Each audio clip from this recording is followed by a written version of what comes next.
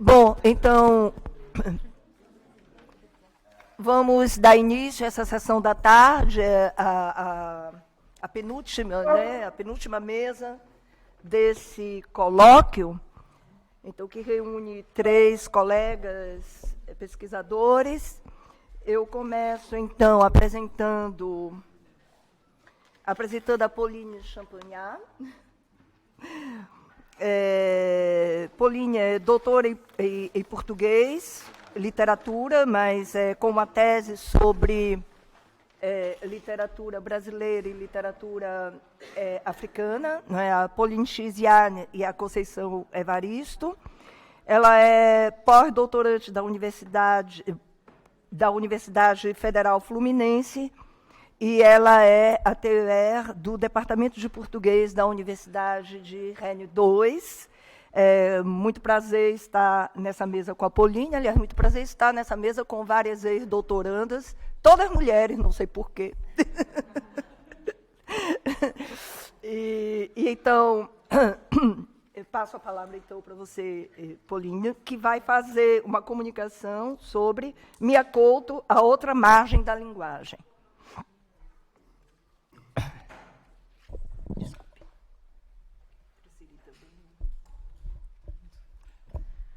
Boa tarde. Antes de começar, eu queria agradecer os organizadores, esse trio maravilhoso que a gente ressaltou.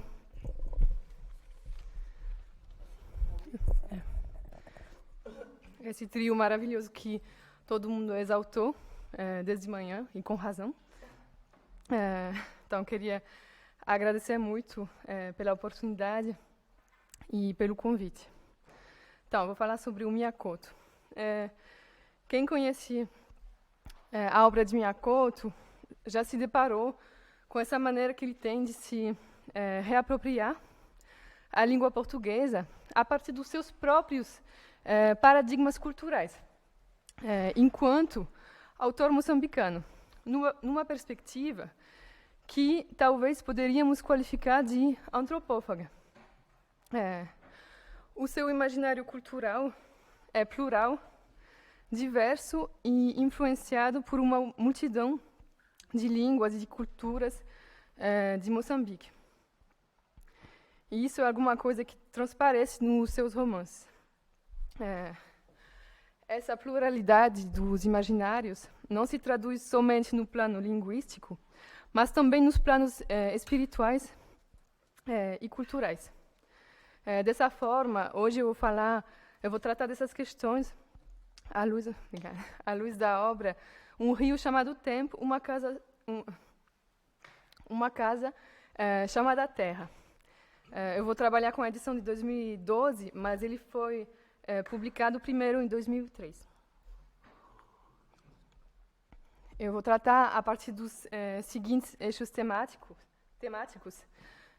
Os significados da reapropriação linguística, a oposição entre cultura letrada e cultura popular, que, por vezes, pode ser ampliada a partir das representações entre passado e modernidade, muitas vezes exemplificados no romance, na oposição entre a cultura da ilha, de onde vem o protagonista, de Moçambique, e da capital. Apesar dessa força criadora e renovadora da linguagem existir em todas as obras, eu decidi focar nesse estudo, nesse romance do Mia Couto, por ser um dos romances que mais dialoga com a obra de Guimarães Rosa. Aí tentar fazer uma ponte entre os dois autores, mas isso não vai ser um estudo comparativo entre os dois, porque eu não sou especialista de Guimarães Rosa.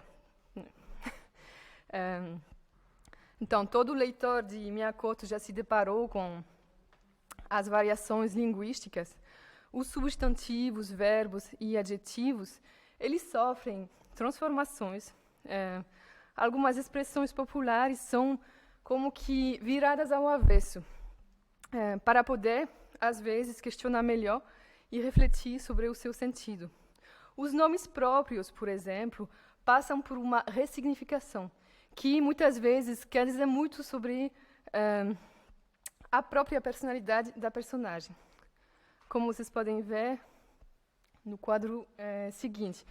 Por exemplo, a gente tem uma lista de nomes próprios, Tio Último, Fulano Malta, Dona Maravilhosa.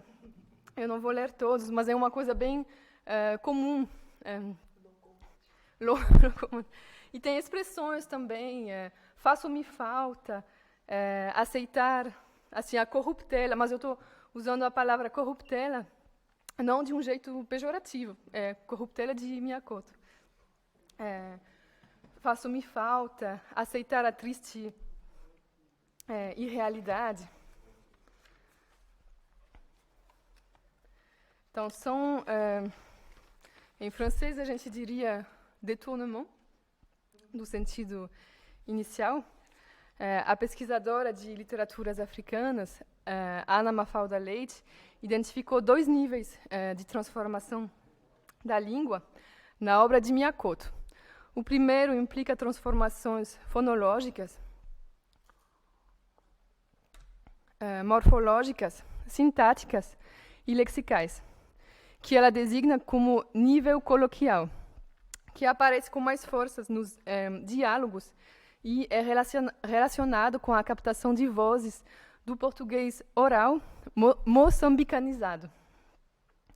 Além disso, existe um segundo plano, que é considerado mais amplo, e que seria mais abrangente, e que resulta na formação de um novo léxico. Além da formação de um novo plano lexical, podemos pensar também no significado dessa transformação sintagmática. Muitas vezes tem a ver com uma vontade de se afirmar enquanto autor moçambicano, apesar de usar a língua da antiga metrópole, o português.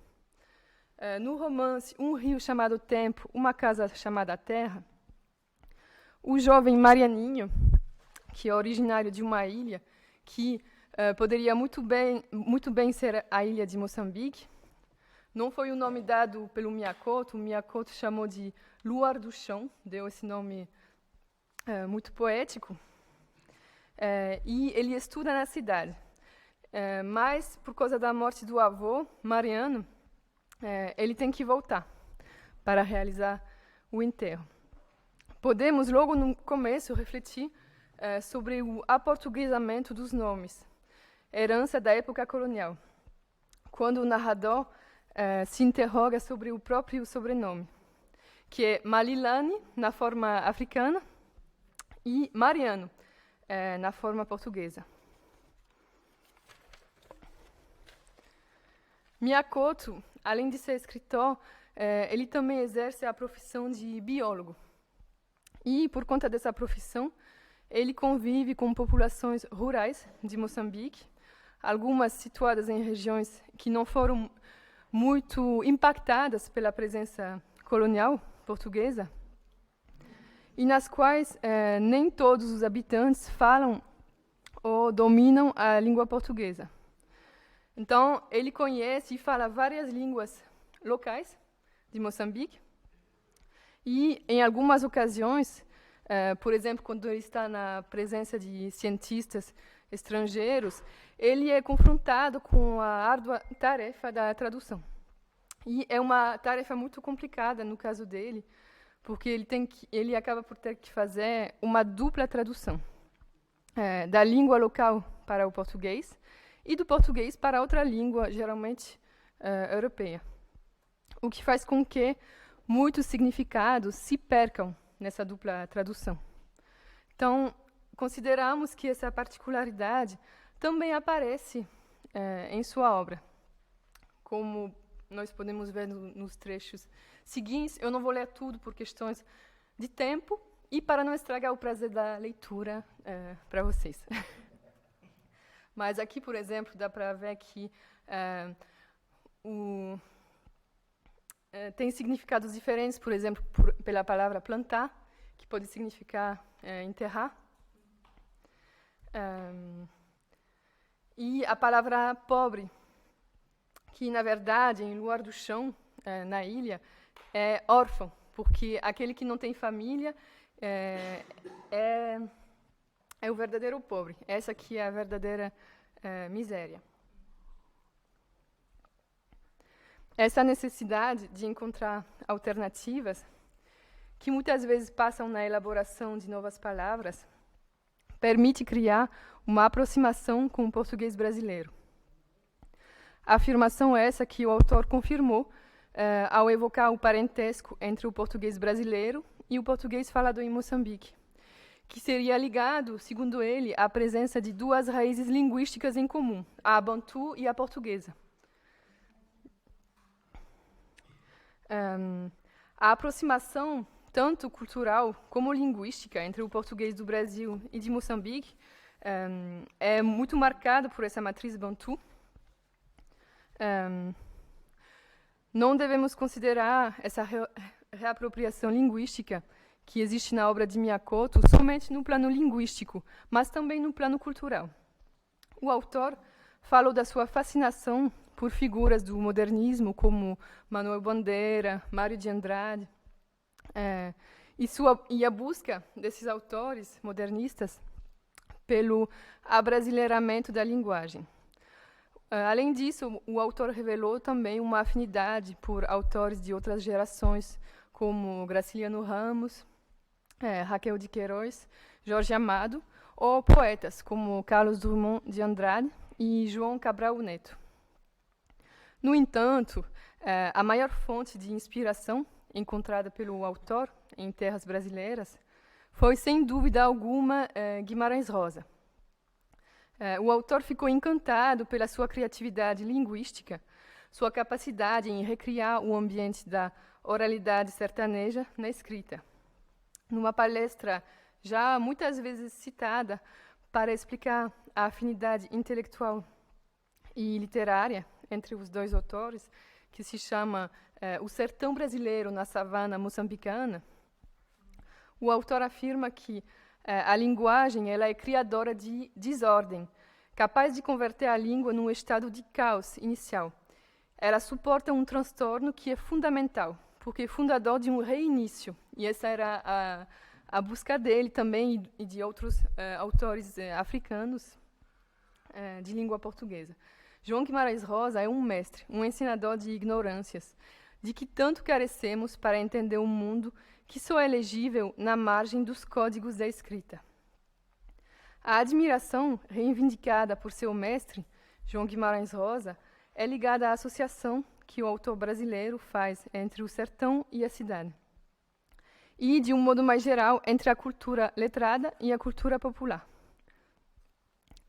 Guimarães Rosa tinha definido a sua própria relação com a língua portuguesa como sendo uma relação apaixonada entre, eu cito, um casal de amantes que juntos procriam apaixonadamente, mas a quem até hoje foi negada a benção eclesiástica e científica. Por isso, essa relação, como ela seria considerada ilegítima, não poderia ser reconhecida pelas instituições legitimadoras. Podemos, a partir disso, fazer uma aproximação com a relação do próprio Miyakoto com a língua portuguesa. Em Um Rio Chamado Tempo, Uma Casa Chamada Terra, o tema da oposição entre cultura letrada e cultura popular é onipresente. No romance, o protagonista, Marianinho, que tinha saído da ilha para estudar, ele volta à sua terra natal para realizar o enterro do avô. Mas, aos poucos, ele se depara com cartas que lhe são endereçadas. E, depois de um tempo, ele descobre que são cartas do próprio avô, que acabou de falecer, Mariano, que está lhe dando instruções sobre como realizar o próprio enterro. Então, ele diz que essas cartas não são escritas, são falas, e aí ele vai dando instruções. E na segunda citação, ele diz: você está longe dos Malilanes, então, que é a forma africana do sobrenome deles, e seus chicoembos, que pode querer dizer ou feitiço, ou seria o espírito dos antepassados divinizados pela família. Apesar de ter sido designado pelo avô como o seu maior herdeiro espiritual dentro do clã, ele, muitas vezes, é considerado como um estrangeiro à própria ilha e à própria cultura, já que ele, pelos outros membros da família, é acusado de ser mais urbano do que Ilhéu, e logo de não ser um legítimo Malilani. E, por consequência, logo no começo da narrativa, existe essa suspeita de que ele não seria capaz de apreender a cultura da ilha em sua totalidade, ficando apenas na superficialidade. No entanto, apesar da repetida acusação de que ele teria ficado muito tempo fora, é uma coisa que volta muito no texto, você ficou muito tempo fora, você é um de fora, você é um mulungu. Apesar dessa acusação, no decorrer da narrativa, ele mostra a sua capacidade em transitar entre as duas culturas, fazendo com que ele seja, no final, assimilado até por seus familiares a um verdadeiro Malilani, o africano. Que é a forma africana do nome antes de passar pelo processo de aportuguesamento.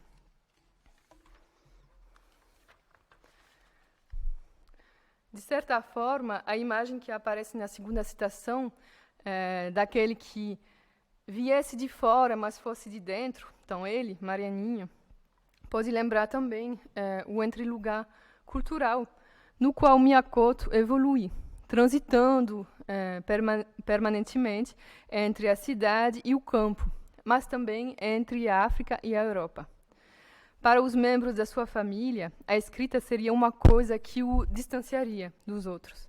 E é também o motivo pelo qual o avô escreve em vez de lhe aparecer. Eu cito, escrevo, então isso é uma fala do avô, uma carta, mas é uma fala. Escrevo porque assim tem mais distância. Fim da citação. A escrita é associada à cidade, a uma cultura letrada e elitista, mas também aos tempos coloniais, à assimilação forçada, como no caso do pai dele, Fulano Malta, que já chegou a jogar os livros do filho no rio, porque ele se sentia intimidado por eles. Tem também a figura do médico da ilha, o único médico da ilha, Amilcar Mascarenha, que, segundo Fulano Malta, ele teria estudado fora, porque ele estudou nos livros. O pesquisador Nazir Ahmed Khan identificou duas categorias distintas de escritores moçambicanos na fase pós-independência. Categorias que são altamente ligadas às suas classes sociais. Então, tem a categoria...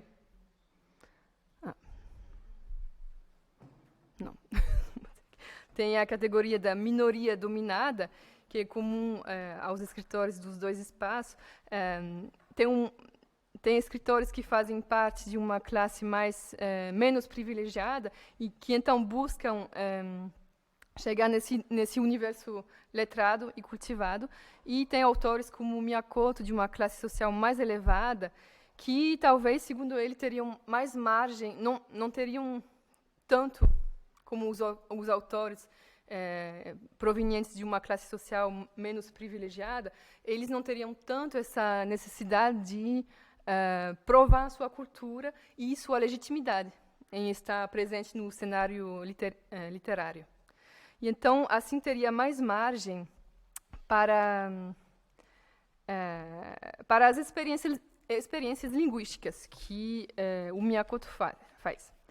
Então, consideramos que o autor, talvez por fazer parte dessa segunda categoria, dos escritores legitimados, ele tende a se focar, muitas vezes, em muitos romances, na representação de personagens excluídos, até por personagens que representariam uma certa forma de exílio, o exílio de dentro, definido por Ahmed Khan como um exílio dentro de casa, ou um exílio que designa o estranhamento vivido no próprio país, e que nos convida a repensar as relações que se estabelecem entre produtores e representações.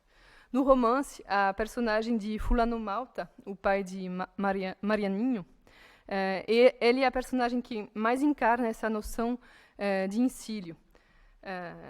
Como vocês podem ver nos trechos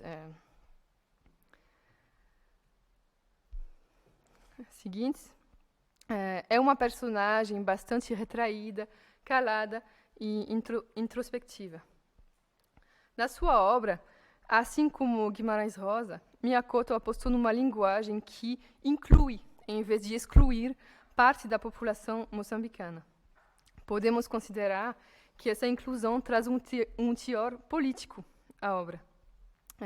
Como ele mesmo explicou nessa palestra que eu citei no início. A linguagem criativa usada por Miyakoto, assim como Guimarães Rosa, poderia representar uma tentativa de mediação entre a norma do português culto, que os autores ambos dominam, e outras línguas regionais. No caso de Miyakoto, como as outras línguas em questão são línguas somente faladas oralmente, a sua escrita acaba se tornando uma mediação entre a cultura letrada e a cultura oral. A Rita falou hoje de manhã de tradutor cultural, eu usei depois essa expressão de mediador cultural. Então a gente está se encontrando nesse caminho. E que também é o caso de muitos autores africanos de língua portuguesa. Essa mediação entre não somente a língua da metrópole e outras línguas, mas essa mediação entre a escrita e a oralidade. A própria configuração da ilha exemplifica essa condição de clausura e ensílio. Além disso, existe uma distinção clara e marcada entre o contexto da ilha e da cidade. Essa distinção poderia ser lida não apenas em termos de espaço, mas também em termos temporais. Como Ahmed Khan apontou, a maioria dos autores estudados na sua pesquisa sobre o ensílio no cenário literário moçambicano, na qual Miyakoto aparece em lugar de destaque, a maioria dos autores estudados são mais velhos do que a própria nação moçambicana, que é o caso de Miyakoto. Assim, a reflexão sobre a passagem do tempo, inauguradas em suas narrativas, pode corresponder ao embate entre o tempo do indivíduo e o tempo da história. Miyakoto retratou seu país como sendo profundamente dividido entre diversos universos culturais. Por isso, definiu como um território dentro do qual existem vários outros países internos, além da nação oficial, a nação moçambicana. Constatada a dificuldade em traduzir mundos e culturas tão diversos dentro do mesmo país, Miyakoto encontrou na literatura uma forma de criar pontes entre universos tão distantes. Ele, por encarnar praticamente todas as contradições do seu país, como dá para ver nessa citação, sendo filho de portugueses, mas nascido em Moçambique, tendo combatido contra o sistema colonial e tendo visto a nação moçambicana nascer, ele representa perfeitamente essa condição de mediador cultural, evoluindo permanentemente entre lugares, tanto culturais, temporais ou linguísticos. E com isso chegamos à nossa conclusão. Então, consideramos que a reapropriação linguística que existe em Miyakoto vai além do simples plano gramatical e sintagmático. Trata-se de uma vontade de expressar a sua cultura moçambicana muito além dos paradigmas linguísticos impostos pelos limites da norma culta da língua portuguesa. Miyakoto ultrapassa esses limites ao incorporar não somente línguas, mas também outras culturas de Moçambique dentro da matéria poética e da narrativa. A aproximação entre Guimarães Rosa e Miyakoto é muito tentadora, e o que eu acabei fazendo hoje, mas ela não é suficiente para retratar a complexidade da obra do autor moçambicano. De fato, são contextos literários bem distintos, o brasileiro e o moçambicano. O que faz com que, não por questões de qualidade literária, mas sim por questões geopolíticas, as literaturas africanas de língua portuguesa continuem sendo consideradas marginais, ou, como Inocência Mata qualificou, de periferia das periferias. Para ela, já que as literaturas africanas de expressão portuguesa surgiram na forma de subsidiária ao discurso nacionalista, não é surpreendente que, muitas vezes, tenham surgido como contra-literaturas, construídas a partir da veiculação de imagens inéditas do homem africano, a terra, o homem, a história e a cultura, na tentativa de reescrita do mundo africano. De fato, essas contra-literaturas surgiram para contradizer os estereótipos herdados da época colonial e amplamente veiculados pela literatura colonial ou pela literatura de viagem. Além disso, a pesquisadora aponta para o fato de que, a essa subversão ideológica, junta-se a subversão estética, a qual sempre encontra dificuldades em ser lida como um fato estético pelas instâncias legitimadoras. Então, de novo, esse mesmo problema do Guimarães Rosa, com o seu olhar sempre direcionado para um discurso padronizado. A subversão estética, mais uma vez, pode também ser identificada como um dos caminhos que nos leva à compreensão da obra de Miyakoto, o que também o aproxima de Guimarães Rosa. Muito obrigada pela atenção.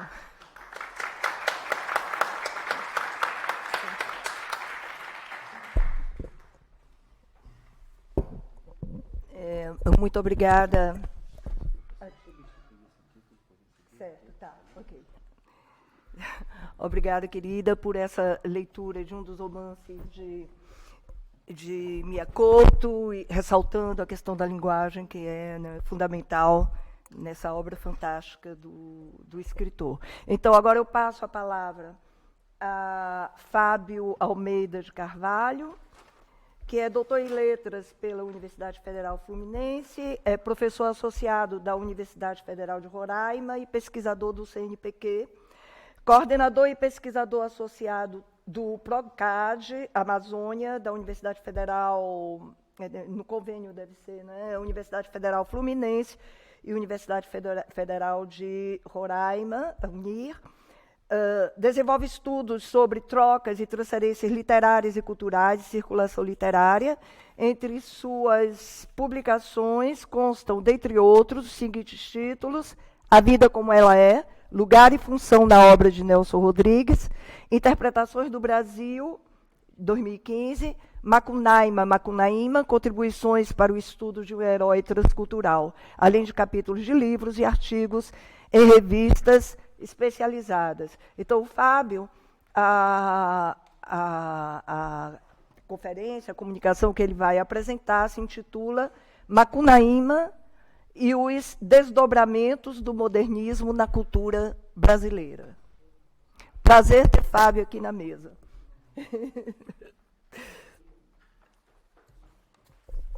No nosso colóquio, né?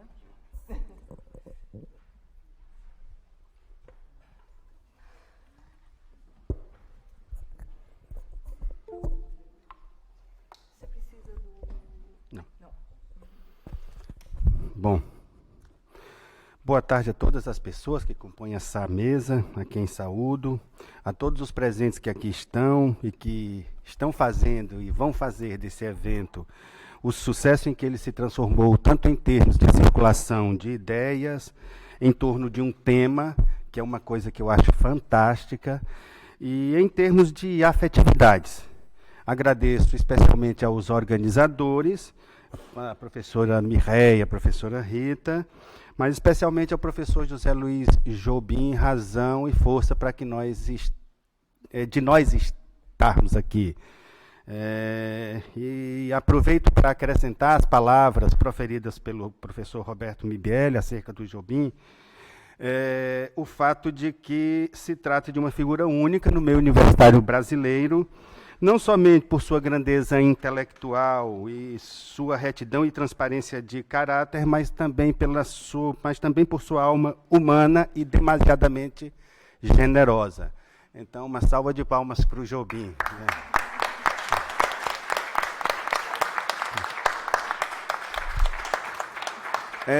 Aproveitando este homem público, né? Porque se a noção de homem público se aplica, para mim, eu acho assim, a concreção está no Jobim. Bom. Bom, então, como a professora Rita já disse, eu sou Fábio Almeida de Carvalho e creio que minha inserção na discussão que impulsiona esse evento se particulariza pela perspectiva da minha entrada nesse debate. Falo como professor da área de Comunicação e Artes, do curso de Licenciatura Intercultural.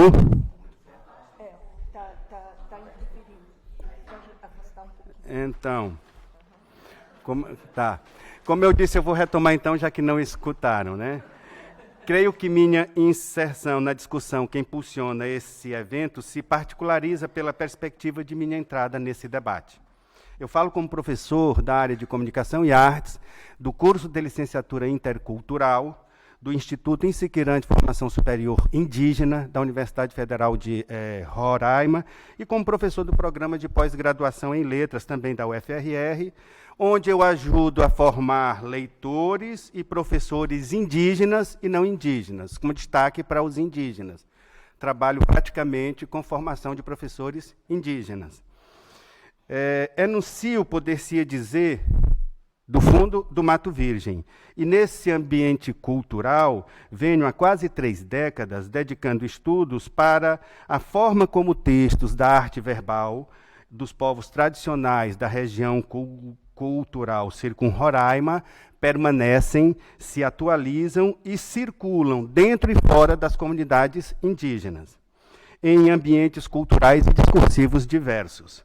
Acrescento nesse passo que a expressão Circunroraima designa esse território transnacional em torno do Monte Roraima e que ocupa parte do território brasileiro, venezuelano e guianense, onde habitam várias culturas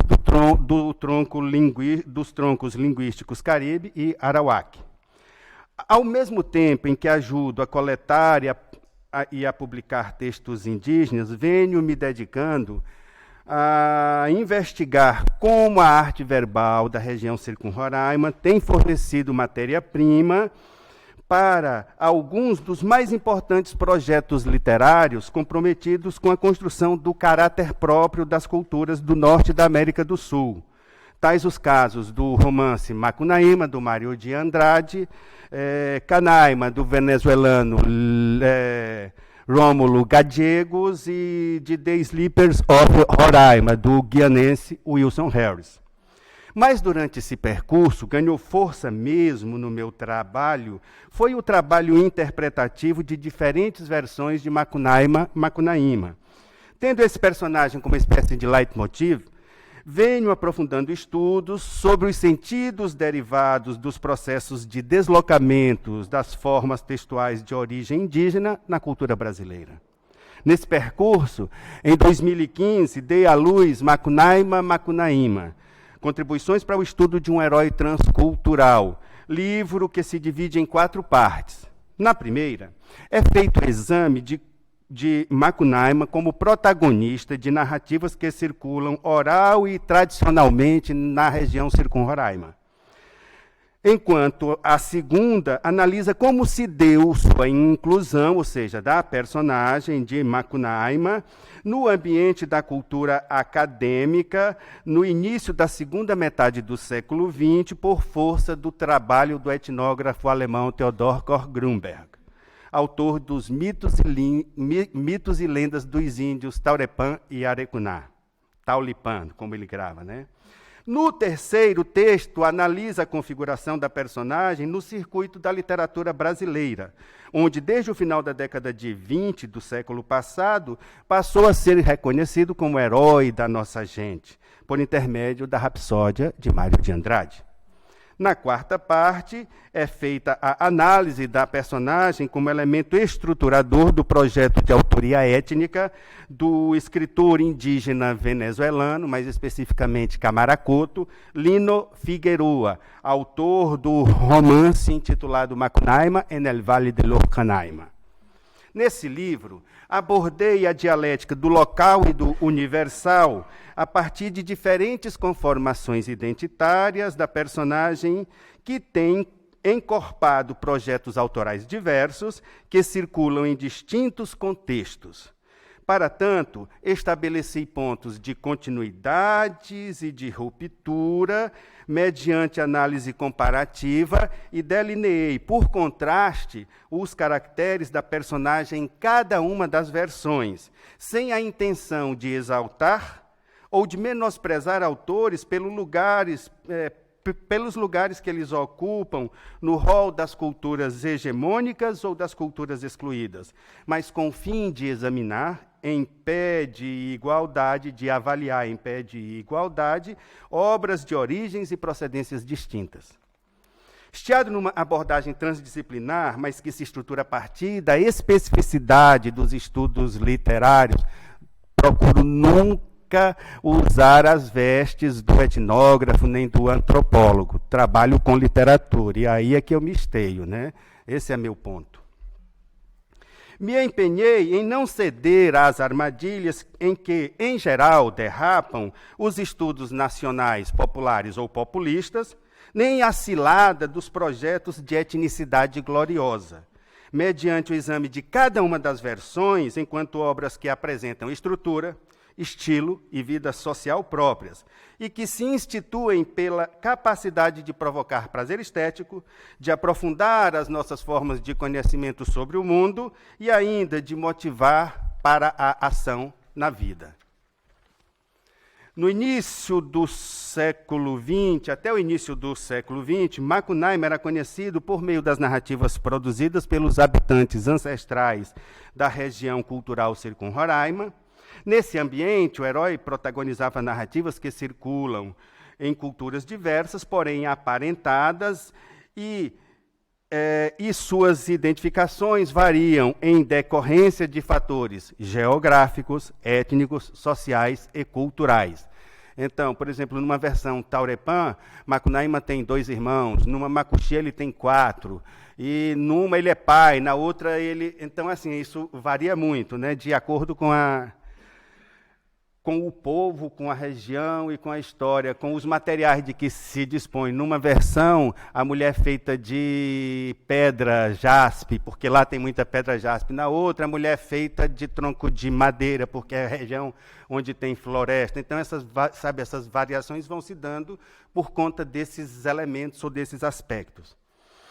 Em comum, as variantes narrativas ressaltam os laços de parentesco daqueles que o herói representa e os caracteres de sua personalidade, quais sejam a capacidade de transformação, a ardilosidade, a insolência, a sagacidade precoce, o caráter libidinoso também muito precoce e, sobretudo, o fato de ser ele o responsável pela introdução do mal no tempo de perfeita harmonia social. O mal é trazido para o mundo por conta da inveja de Macunaíma, e isso está lá em vários episódios, como o do roubo do anzol, né? Mas também pela criação de muitos dos itens que garantem o conforto e o desconforto do homem no mundo. Na verdade, essa personagem, nesse circuito, ele é caracterizado pela ambiguidade. De toda ação positiva gera algo negativo, e de toda ação negativa gera algo positivo. É diferente daquele esquema maniqueísta do herói dos contos de fada que estão lá, por exemplo, no Vladimir Próprio ou no Grimm. Então, nesse ambiente, a personagem é marcada pela ambiguidade e pela multiplicidade. Personagem regional e transnacional a um só tempo, Macunaíma inicia a expansão do seu território mediante a empreitada do etnógrafo alemão Theodor Koch-Grünberg, que entre 1911 e 1913 fez uma viagem verdadeiramente cinematográfica pela região, onde conviveu com os habitantes locais, realizou trabalho de coleta e de posterior sistematização e divulgação do lendário, que lhe foi fornecido por 2 indígenas, um Arecuná e o outro Taurepã. O projeto de Cor Grünberg se pautava pelo empenho em encontrar meios de reproduzir no requintado ambiente dos museus na Europa uma experiência similar àquela vivenciada pelo etnógrafo quando em campo. Trata-se de um modelo de etnografia e de antropologia típico da tradição humanista daquele momento, e diria eu que bastante diferente daquela que se espraiou pelo mundo depois de Boas, né? Praticamente. Os múltiplos talentos de Cor Grünberg lhe permitiram mimetizar a arte verbal indígena numa obra de rara estrutura e beleza. Haja vista que ele consegue garantir a dicção, o sopro da voz dos índios, a Culi e Maiuluaipo. A polifonia discursiva dos mitos e lendas dos índios Taurepã e Arecuna consegue contrapor os caracteres de safado e de ser ao mesmo tempo bom e ruim, que marcam a conformação identitária da personagem na perspectiva indígena, aos traços indiscriminadamente negativos e maléficos atribuídos por Cor Grünberg a essa personagem. E foi assim que Macunaíma migrou da esfera oral para a escrita, tornando-se agora Macunaíma, ainda com K, mas já com acento. Uma personagem segundo Cor Grünberg, sem caráter, estranho, insolente, cheio de artimanhas, dotado de uma lógica anterior à razão, que podia transformar a si e aos demais seres ao sabor dos seus ilógicos desejos, e de cuja passagem sobre a terra restou, sobretudo, um conjunto de pedras. Gente, toda pedra tem uma história, e olha que tem pedra lá, toda pedra conta uma história, toda pedra tem uma... Então, vejam só, trata-se de um processo de deslocamento em que Macunaíma passa de herói transformador indígena para se tornar genericamente selvagem e carente de lógica aos olhos da ciência naturalista de então. Cor Grünberg informa que as traduções eram feitas, segundo ele diz, ao pé da letra. Do português, língua na qual o índio Maiuluaipo fornecia os próprios racontos ou traduzia aqueles fornecidos por Aculi, que não falava português, para o alemão, língua de origem de Cor Grünberg, que também era falante de português. Qual variedade, não me perguntem. Né?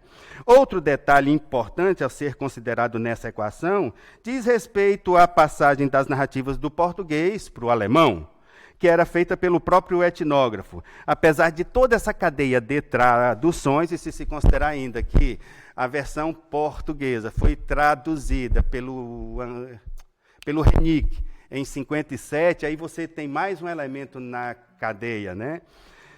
De toda essa cadeia tradutória e interpretativa, Cor Grünberg acreditava que tinha livre acesso à alma de seus informantes indígenas e que eles eram um livro aberto, sobre o qual ele se debruçava, lia e aprendia de forma transparente o que era do seu interesse.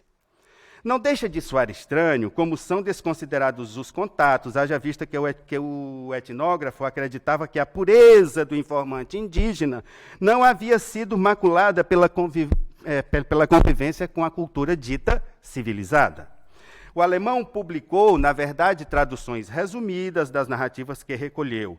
Entretanto, nas versões em alemão e em espanhol, lá da Venezuela, existe uma seção intitulada Textos, que trazem algumas sequências, em que algumas sequências narrativas são apresentadas em língua taurepã.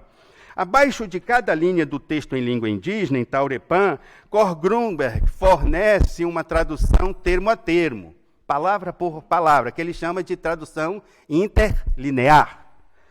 E, ao lado, uma tradução livre que busca garantir alguma unidade de sentido para quem é pouco acostumado à sintaxe elíptica das línguas indígenas.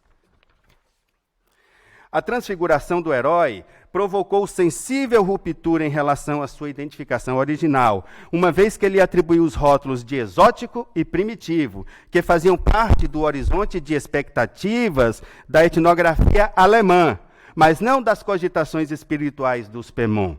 A obra de Cor Grünberg e os seus e os seus informantes indígenas, é representativa, ainda assim, pelas qualidades estéticas, sociais e discursivas em que se estrutura. Prova disso é que serviu de esteio para o adensamento de uma longa tradição que fecundou variações significativas do herói na cultura brasileira. Macunaíma é gestado, os traços de incaracterização múltipla e de ambiguidade induziram Mário de Andrade à inserção da personagem no seu projeto de definição de um caráter próprio para a cultura brasileira. Na encruzilhada entre o nacional e o estrangeiro, Macunaíma se tornou o herói da nossa gente, espécie de concreção de resposta literária, gestada da necessidade de definir ou de reinventar o Brasil via pesquisa, conhecimento profundo da cultura popular e da transcriação erudita mediante frente à recepção da modernidade ocidental e da realidade brasileira. Então, Macunaíma é gestado no cruzamento entre a tendência nacionalista e o reconhecimento da herança cultural pós-colonial. Além da fonte indígena, o seu nascimento se dá marcado pelo investimento do autor no reconhecimento profundo da expressão e dos processos de criação da arte popular, conforme as contribuições das diferentes raças para a cultura brasileira. Dedicado à construção da entidade brasileira, ao concluir pela falta de caráter da nação e ao se deparar com Macunaíma por intermédio de Cor Grunberg, Mário diz que literalmente gozou com o herói que ostentava falta de caráter e de ética e que era genuinamente nacional, porque é acomodado ao caráter do brasileiro, sem definitivamente sê-lo, porque ele é tão brasileiro quanto guianense, quanto venezuelano. Daí a estratégia de desrespeitar lendariamente a geografia e a fauna e a flora para conceber literariamente o Brasil como unidade, impregnando o herói de tudo quanto podia das coisas do Brasil.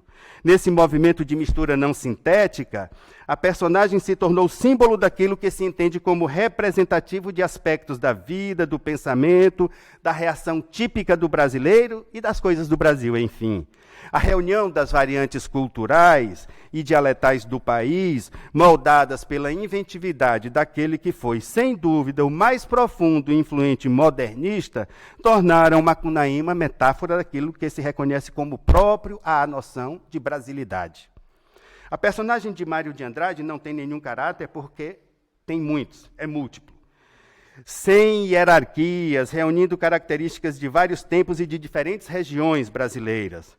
Mário hipertrofiou o caráter múltiplo e ambíguo da personagem, o que Cor Grunberg negou, né, disse ele é ruim, não, tanto que Cor Grunberg vai traduzir Macunaíma como o grande mal, Macu grande, né, Macu mal e Imã grande, o mal grande.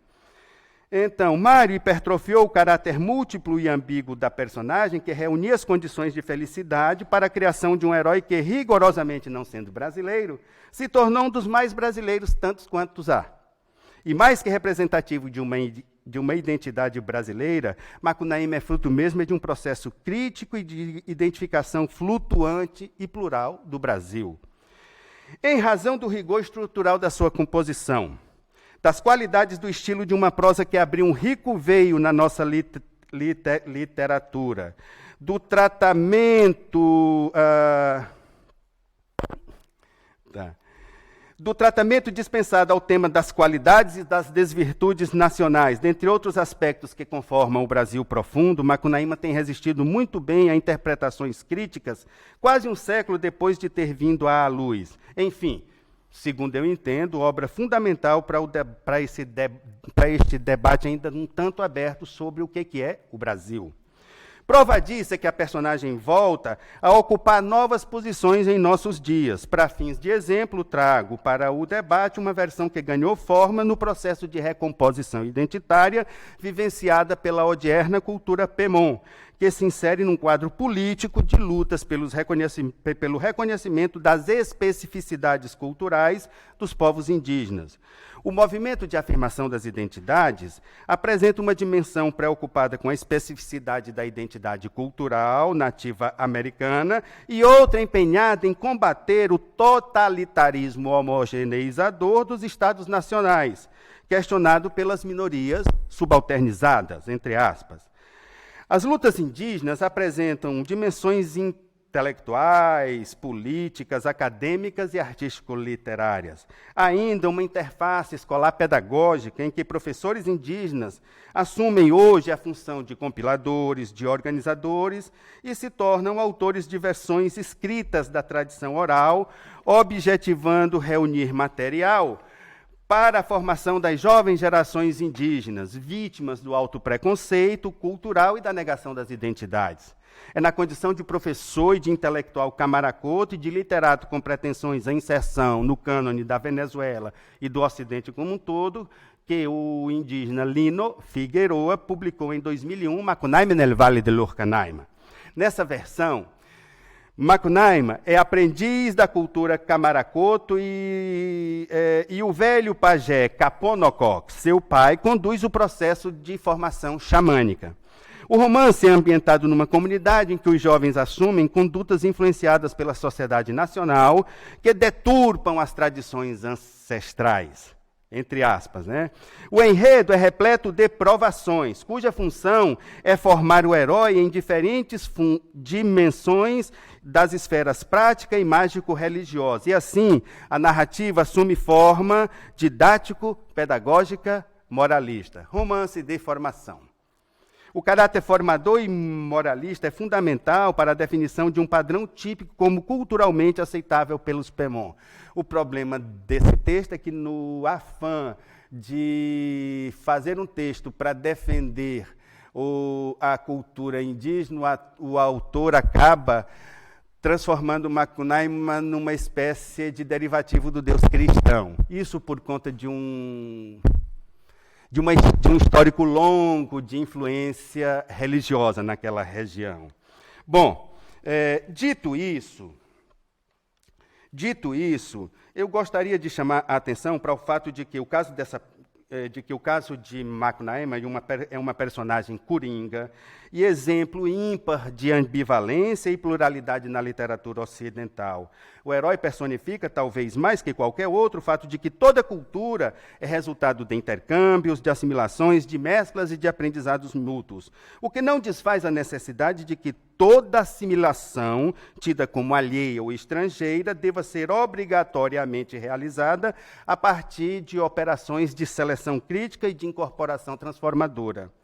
Creio, aliás, que intercâmbios, assimilações e mesclas, além de serem potentes ferramentas de prevenção contra o fortalecimento da barbárie, que vira e mexe e rompe de forma quase extemporânea entre nós, constituem um conjunto de princípios dotados de forte tendência humanizadora. Todavia, tenho percebido nos últimos tempos que, em nossos dias, a interpretação de tudo isso se acha fortemente afetada por aquilo que passou a ser reconhecido como, em alguns momentos, como pelo fenômeno cultural do cancelamento, que é a tendência própria de nossos dias e que pode ser definida de uma forma bem grosseira como fenômeno moralista difundido contra pessoas que supostamente cometeram atos considerados moralmente reprováveis. E com isso eu não quero dizer que não se pode fazer crítica a Mário, a Macunaíma, nem a Semana de 22, nem ao modernismo. É preciso, e eu acho que é isso que tem sido feito aqui. Não obstante, acertar a mão nesse movimento, eu acho que é parte importante desse processo. Prova disso que eu estou falando, exemplo desse tipo de atitude em que eu acho que errou a mão, pode ser encontrada em avaliação produzida pelo escritor indígena Cristino Wapichana, que afirma que, abro aspas, a forma como Mário de Andrade descreveu Macunaíma reforçou o sentimento anti-indígena dos brasileiros que ainda persiste 93 anos depois de sua publicação. Eu, particularmente, Acho injusta a crítica. Acho muito bacana aquele quadro do Baniwa, que foi projetado aqui ontem, que você tem a cabeça do Mário numa bandeja ao lado de Marco Naima. Aquele tipo de crítica é muito interessante, porque, ao mesmo tempo que vira a canoa, reconhece e sabe de que o Mário está na base desse movimento de expansão. E lhes digo, trabalhando há 22 anos como professor de indígenas, o romance do Mário de Andrade, a presença do Mário de Andrade na literatura brasileira é fundamental para que o herói ele continue circulando e que ganhe diferentes versões, tanto dentro quanto fora das comunidades indígenas. Assim sendo, agora eu encerro. Na verdade, como eu disse, eu particularmente acho que a crítica ela é necessária, mas nesse caso ela é injusta, por essa tentativa de cancelamento do Mário de Andrade, porque talvez mais... porque, dentre todos os homens de seu tempo, Mário foi um dos mais comprometidos com a valorização das tradições artísticas populares e das minorias, de um modo geral. Ou seja, eu reconheço o esforço despendido por Mário de Andrade para que esses estratos, historicamente subalternizados, passassem a ocupar lugar de destaque no tecido social e cultural brasileiro. Muito obrigado.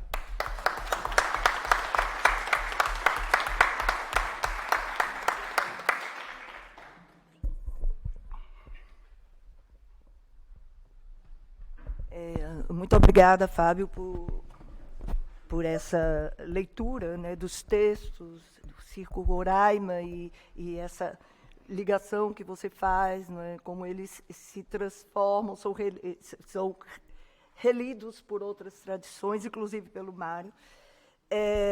A gente pode discutir na hora da discussão, mas é muito interessante essa sua fala. E eu lhe agradeço pela sua contribuição original, pelo trabalho fantástico que você faz também, né, em torno das línguas e culturas indígenas e Roraima, mas não só, né?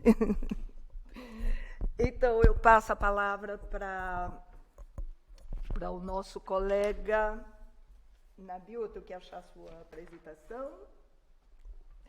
Então, o nosso colega Nabil Araújo,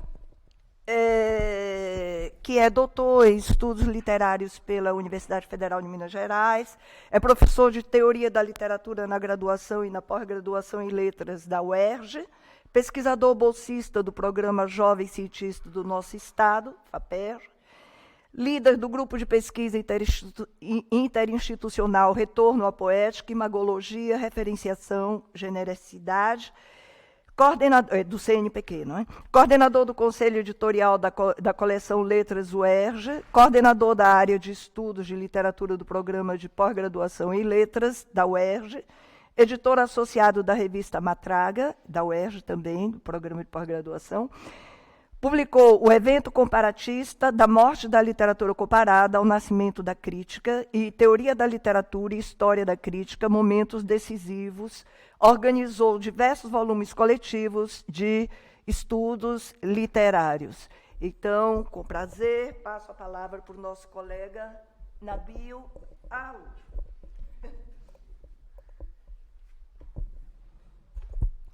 Boa tarde. Tá bom? Sim? Dá para ouvir bem? Bom, também agradeço então aos organizadores, Mireille, Jubim, Rita, pelo evento impecável, né? E pela hospitalidade, e cumprimento os colegas que estão aí bravamente resistindo nessa reta final, sobretudo depois do almoço. Alguns mais do que outros, é verdade, mas o que é natural. Eu não sei de que lado exatamente eu estou. Vou tentar aqui fazer o que eu me propus. E o que eu me propus, então, quer dizer, como professor de teoria da literatura, eu entro nesse debate pela via de uma questão teórica, metodológica, né, das questões colocadas lá, então, pelos organizadores do programa. Eu destaquei a seguinte, né, Que discussões sobre norma, função e valor estético foram encenadas no modernismo e o que resultou delas ontem e hoje? Quais os impactos e efeitos do movimento modernista sobre a crítica literária e a historiografia literária, que me interessa aqui mais especificamente? Então, como epígrafes aqui para minha entrada no assunto, né, da reflexão que eu quero compartilhar com vocês, eu queria retomar uma frase final da Laura Galhardi, né, da comunicação dela de anteontem, né, em que ela, no finalzinho, ela dizia: as bases da formação da literatura brasileira do Antônio Cândido já estavam lançadas na obra de Mário de Andrade, mais especificamente nos aspectos da literatura brasileira. E dialogando com isso, um trecho de um texto recente do Paulo Franchetti, que está num livrinho dele que saiu no ano passado, que se chama Sobre Antônio Cândido, 3 anotações. No primeiro artigo, no segundo artigo do livro, ele fala lá sobre que o verdadeiro padrão de gosto é de pendor modernista que rege os juízos de valor quanto aos momentos decisivos na formação. Bom, evidentemente não é esse o debate, esse é o pano de fundo para o que eu vou propor aqui, a partir de um texto do João Adolfo Hansen, um texto bastante recente dele, de uma comunicação que ele fez, inclusive, lá na UERJ, né, e depois foi publicado, em que ele busca, então, refletir um pouco sobre esse legado e faz a crítica dele. Quem conhece a obra dele já pode imaginar por onde ele passa e o que ele propõe, né? Eu queria falar um pouco sobre isso. O texto do Hansen se chama Lugar do Cânone da Crítica nos Estudos Literários da Universidade Hoje. Tá? Então, para abordar essa questão, então, da historiografia literária, e mais especificamente do Antônio Cândido, ou do que se pode chamar também de um modelo, de um paradigma uspiano de literatura, entre outras coisas, o Hansen dialoga com um texto do Koselleck, o Reinhard Koselleck, sobre o conceito de Bildung, né? Então, ele diz lá, no texto, Hansen, né, que a Bildung foi inicialmente um termo teológico, né, e que na modernidade ganha, quer dizer, ele lembra que o termo significa várias coisas, como forma, formação, plasmação, moldagem, civilização, cultura, educação, instrução, treinamento, reflexão, autorreflexão, e que no Brasil normalmente se traduz simplesmente por formação, daí a ideia da formação está no título de várias obras importantes, inclusive contemporâneas, a formação do Cândido.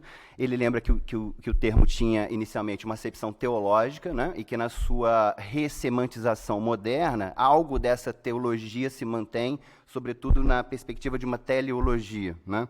Então ele fala que esse caráter teológico, quando aplicado ao cânone literário, mantém ali uma teleologia da revelação progressiva da essência ou ideal ou princípio que forma e orienta o cânone, o nacional. Grafado aqui pelo Hansen com N maiúsculo. Ele diz ainda: o termo nomeia, antes de tudo, a ação de dar forma a um processo intelectual, indica os processos de um campo de forças reflexivo e comunicativo, que tenta integrar no presente uma determinada herança cultural, artística, filosófica e científica própria de determinado povo ou nação, visando a um futuro que, pelo menos em teoria, vai ser melhor ou superior. A ideia da teleologia.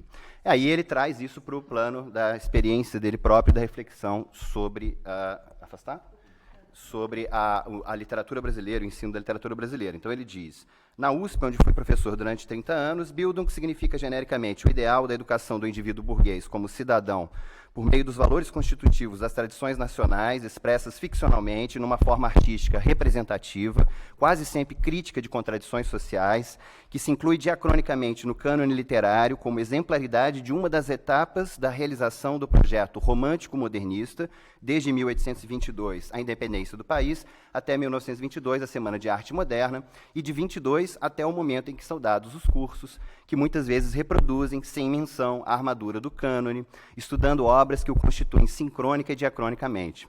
Na quase maioria dos cursos, o cânone não é apresentado e tratado como um objeto particular e artificial, historicamente construído, mas pressuposto como se fosse uma realidade empírica substancial, naturalmente natural, evidentemente evidente, sobre a qual as obras literárias se recortam. Como o cânone é nacionalista, os cursos assim dados reproduzem o nacionalismo como currículo implícito, justamente quando não o referem. Neles, o conceito de formação tende a qualificar o processo da educação, autoeducação e, para falar ecologicamente, autocultivo do indivíduo, ainda verde como cidadão maduro. Ele prossegue, né, chamando a atenção aqui para o nós, nosso, nossos, nossa, nossas, desde o século XIX, o uso da primeira pessoa do plural dos pronomes pessoais e possessivos em textos de história e crítica literárias, afirma a unidade política e ideológica de uma comunidade que, obviamente, nunca existiu na sociedade de classes brasileira.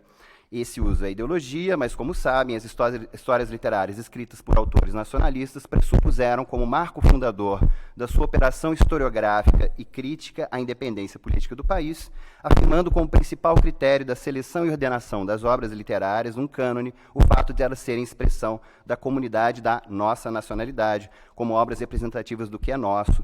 A expressão e o conhecimento do que é nosso tinham e ainda têm o sentido civilizador de Bildung, formando o cidadão brasileiro consciente do passado e das questões político-culturais do presente do Brasil, etc.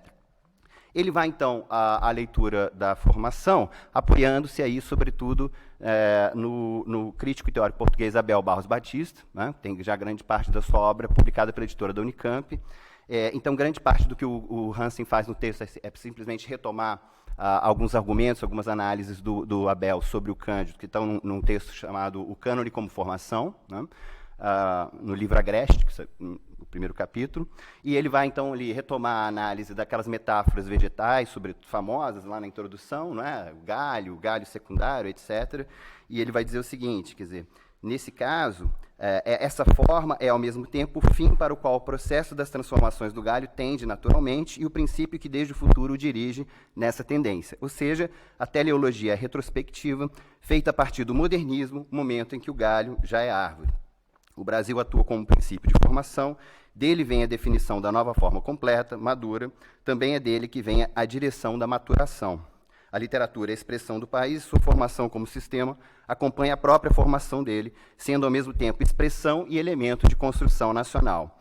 Como o processo de formação é definido pelo seu fim, ele ocorre como momentos decisivos, cuja classificação retrospectiva é feita desde a completude da maturidade. Ele vai analisar como isso vai impactar uma própria ideia de cânone e de organização de ensino da literatura brasileira, né? Tem uma ordenação, através daquela distinção entre manifestações literárias e a literatura propriamente dita, né? E, evidentemente, ele, como professor de literatura colonial, vai se ressentir muito do fato de a literatura colonial ser classificada como manifestação literária, e, nesse sentido, estaria fora desse eixo principal. Não vou aqui me deter nesses aspectos, enfim, ele trata da organização, inclusive das disciplinas, do modo como curricular, da organização curricular de literatura brasileira, pensando, claro, também no caráter paradigmático aí da USP para a literatura brasileira no país todo, e mesmo fora do país. E essa parte ele conclui dizendo, né, sobre o currículo. Ou seja, a síntese modernista, como realização final do processo nacional-nacionalista, vem antes com Mário de Andrade Bandeira, e bem mais raramente Oswald de Andrade, depois Graciliano Ramos e Drummond, e às vezes algum Murilo Mendes, mais João Cabral, depois Guimarães Rosa e Clarice Lispector. Depois de 2 semestres, o modernista de 22 e o moderno de 30 a 40, os estudantes vão ler Alencar, Manuel Antônio de Almeida, mais as 3 etapas hegelianas da poesia romântica, Gonçalves Dias, Álvares de Azevedo e Castro Alves. Finalmente, com apesar de serem nacionalistas, os românticos estavam fora do lugar, representando ideias liberais francesas que não refletiam adequadamente a infraestrutura do país escravista, vem a antítese representada por Machado. Enfim, ele vai refletir e vai falar muito também sobre a exclusão da literatura colonial, né? Isso tudo para chegar no ponto central para ele, que é exatamente o fato de, no sintagma literatura brasileira, ele vai dizer aquilo que deveria ser o adjetivo, na verdade, tem a função de substantivo, é o mais importante, né? Era brasileira antes de ser literatura. Então, ele vai dizer, o adjetivo brasileiro é efetivamente o substantivo que nomeia algo essencial, enquanto que literatura, o substantivo, é efetivamente o adjetivo, indicando que o ficcional da ficção é secundário, ou só literatura, como às vezes se ouve dizer, pois o que realmente importa é a referência à matéria literária, ou como se diz, o real, a realidade brasileira, o Brasil, de que a literatura é documento. E aí, ainda se apoiando no Abel Barros Batista, ele vai propor o seguinte, retomando aquela oposição que já apareceu aqui diversas vezes entre o cosmopolita e o nacional, não é? Ele vai propor alguma coisa nesse sentido, quer dizer, ele defender uma abordagem cosmopolita da literatura. Então, ele diz coisas do tipo, por que literatura brasileira, alemã, judaica, turca, curda, por que não literatura mundial, né? Ou literatura universal, simplesmente literatura? Apoiando-se num texto do Abel Barros Batista, vai retomar, claro, o Feld Literatur, do Goethe, vai tentar pensar no que o Abel fala lá a respeito de uma hospitalidade incondicional, o termo é derridiano, né? Mas ele vai tentar pensar, então, a literatura como sendo essa hospitalidade que pressuporia, então, a superação desses elementos que enraizariam a literatura no nacional.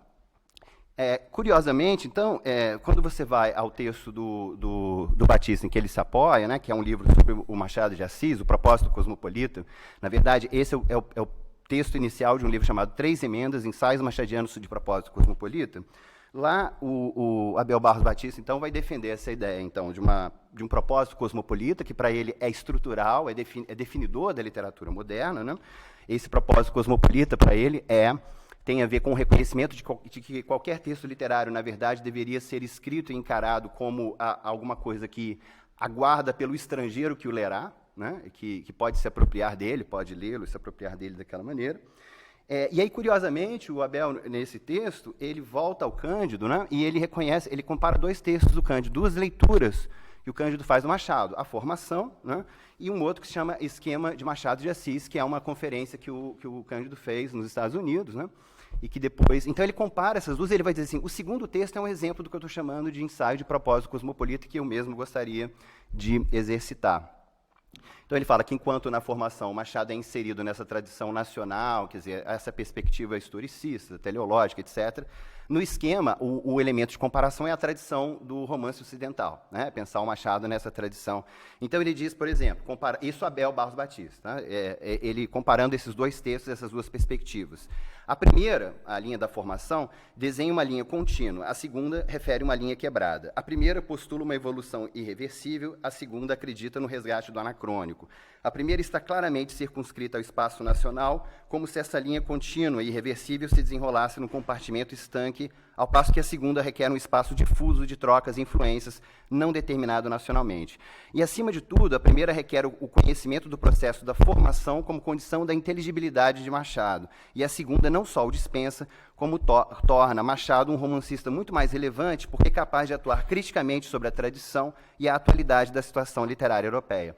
Então, com isso, ele distingue não apenas dois Machados, mas dois Cândidos, né? Digamos assim, e vai optar claramente pelo segundo, né? Que segundo ele seria o cosmopolita. Aqui eu queria, então, agora me referir, num segundo momento, né, pensar num texto importante, fundador para a reflexão contemporânea sobre a literatura comparada, sobre a literatura mundial, melhor dizendo, o resgate da Félix Literatura, na chave contemporânea, que é o texto do Franco Moretti, né, do começo dos anos 2000, e que vai tornar as coisas um pouco mais complexas, né? À luz do Moretti, essa proposição do Abel, pelo menos essa primeira parte, sobretudo o modo como Hansen lê, parece ingênuo, parece uma proposta ingênua.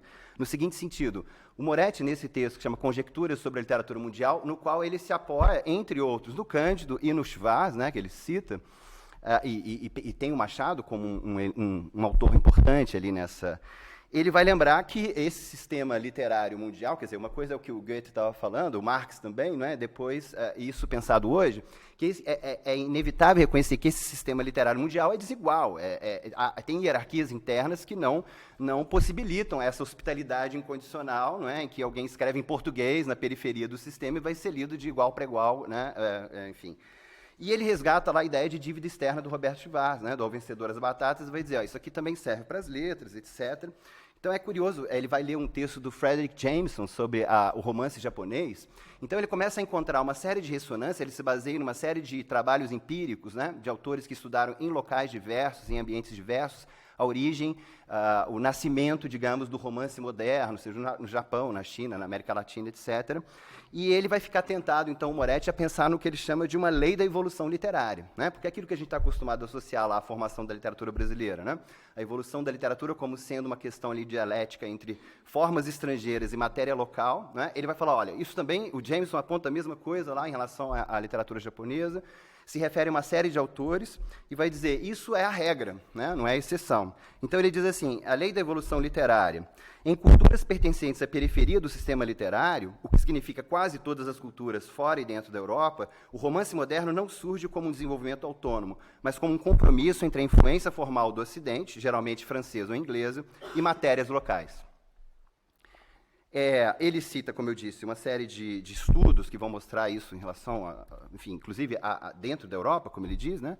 E aí ele chama atenção para um aspecto, né? Porque ele próprio está propondo lá, vocês se lembram, ao que ele chama da literatura vista de longe, né? Ele quer se afastar do paradigma da close reading, da leitura cerrada, para pensar, então, uma história da literatura vista de longe, e aí, nesse sentido, se apoiando muito mais no primeiro Cândido, né, do que no segundo lá do esquema. E ele diz assim, para ele, Frederick Jameson, a relação aqui é fundamentalmente binária. Os padrões de formas abstratas na construção do romance ocidental e a matéria-prima da experiência social japonesa. Forma e conteúdo, basicamente. E ele diz, o mesmo argumento é sustentado por Antônio Cândido. Né? Ele está lendo literatura e subdesenvolvimento, mas serviria, evidentemente, para a formação. Né? E aí ele vai complexificar, ele vai dizer qual foi o desafio, porque ele pensa isso não apenas teoricamente, mas empiricamente. Ele quer fazer um trabalho mesmo de história literária nesse sentido.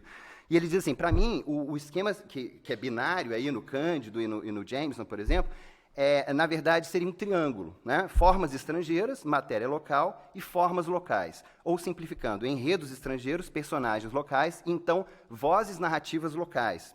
É precisamente nessa terceira dimensão que tais romances apresentam maior instabilidade. Faz sentido. O narrador é o polo de comentário, de explicação, de avaliação, e quando os padrões formais estrangeiros, ou a efetiva presença estrangeira nesse aspecto, faz com que os personagens se comportem de maneira estranha, como Bunzo, ou Ibarra, ou Brás Cubas, então, é claro, o comentário se torna constrangido, prolixo, excêntrico, desordenado. É aí que ele não consegue encontrar uma linha de desenvolvimento, né, uma uniformidade. E o melhor vem agora, né, quando ele reconhece o seguinte, uma vez que tenha se tornado claro que a chave variável do experimento foi a voz do narrador, então, uma genuína análise formal foge às minhas limitações, já que exigiria uma competência linguística que nem sonho em ter, francês, inglês, espanhol, russo, japonês, chinês e português, e isso apenas para o cerne dessa argumentação. Provavelmente, independentemente do objeto de análise, haverá sempre um ponto no qual o estudo da literatura mundial deve se valer de um especialista naquela literatura nacional, numa espécie necessária e cósmica de divisão de trabalho. Bom, claramente o que ele reconhece, a barreira é a língua, e é a questão da tradução, quer dizer, você tem um elemento aqui, a voz narrativa, que é o maior elemento de instabilidade, como ele diz, requer a análise cerrada, não a leitura distante, mas a leitura, a close reading, na língua original. Né? Aí eu volto, então, para finalizar, ao Hansen, lendo o Abel, né, para pensar aqui um encaminhamento para isso também. Em algum momento lá do texto do Abel, que ele fala da literatura como hospitalidade incondicional, ele diz assim, um outro nome para isso também poderia ser tradução. Né? E o Hansen vai nivelar essas coisas. Então ele diz assim, Abel propõe que outro nome para essa concepção de literatura poderia ser tradução. A ideia de literatura como hospitalidade incondicional e tradução põe de lado o universalismo que elimina as línguas e as diferenças das línguas. Também põe de lado o nacionalismo da língua, que tem a pretensão de afirmar a existência de um núcleo essencial impossível de ser traduzido nas outras. Só que quando você vai ao Abel, ele não faz esse nivelamento. Né? Na verdade, o que ele diz é o seguinte, essa concepção de literatura como hospitalidade incondicional poderia receber outro nome, tradução, não fosse o traço decisivo do caráter incondicional da hospitalidade. De certo, é quase de tradução que se trata, mas passando entre os polos extremos que a definem. A tradução visa necessariamente a inteligibilidade sem restos, e por isso a hospitalidade é possível, mas nunca opera o transporte unívoco de um conteúdo prévio, e por isso a hospitalidade é incondicional. E no final ele diz assim, a língua eis justamente o que separa, né?